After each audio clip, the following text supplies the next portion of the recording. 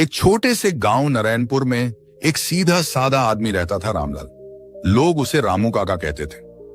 उसकी उम्र लगभग 45 से 50 के बीच रही होगी। पहनावे में सादगी, चेहरे पर हमेशा एक मासूम सी मुस्कान। कोई भी देखता तो यही कहता, बेचारा भोला है। रामलाल का कोई बड़ा कारोबार नहीं था, न ही खेत, न कोई नौकरी। बस सुबह उठता, मंदिर जाता, थोड़ी बहुत झाड़ू पोंछा करता और बाकी दिन चुपचाप गांव में टहलते हुए बिताता। गांव के नौजवान उसे अक्सर चिढ़ाते, देखो देखो आ गया पगला रामू, आज किससे मूर्खता की बात करेगा। बच्चे उसे पत्थर मारते नहीं थे, लेकिन उसकी नकल उतार कर खूब हंसते थे।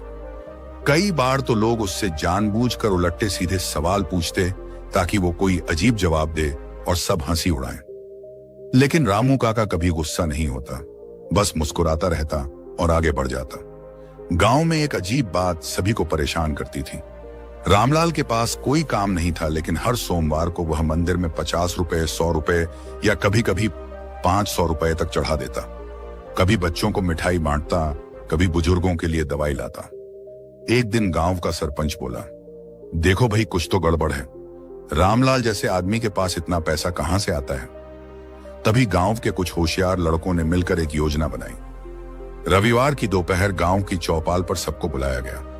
रामलाल भी आया, वही पुराना फटा कुर्ता, वही मासूम चेहरा।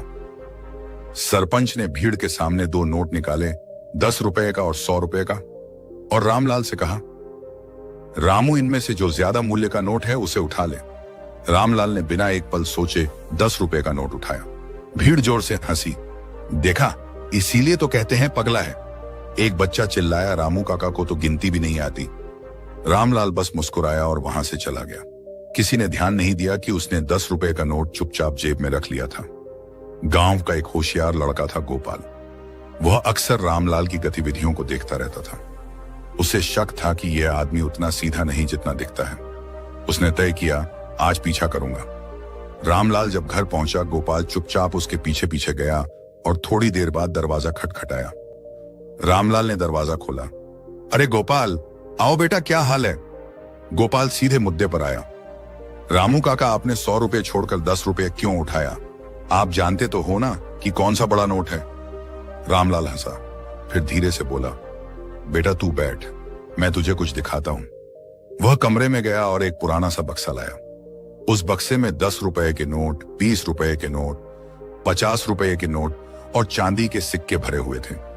गोपाल की आंखें फटी रह गईं। ये सब कहां से आए, उसने पूछा। रामलाल धीरे से बोला, हर बार जब गांव वाले मेरी हंसी उड़ाने के लिए मुझे बुलाते हैं, मैं 10 रुपए वाला नोट उठा लेता हूं। वे हंसते हैं, खुश होते हैं और अगली बार फिर बुलाते हैं।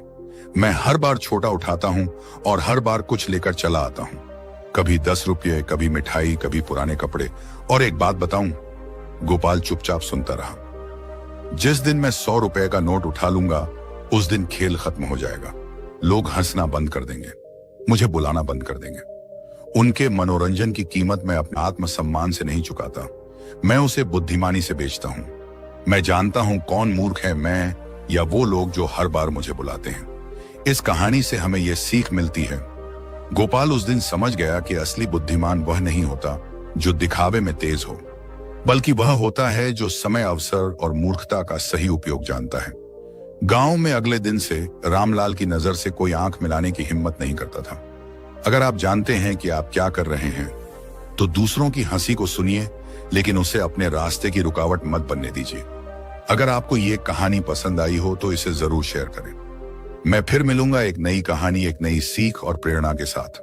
तब तक मुस्कुराइए, धैर्य रखिए और अपने रास्ते पर चलते रहिए। धन्यवाद।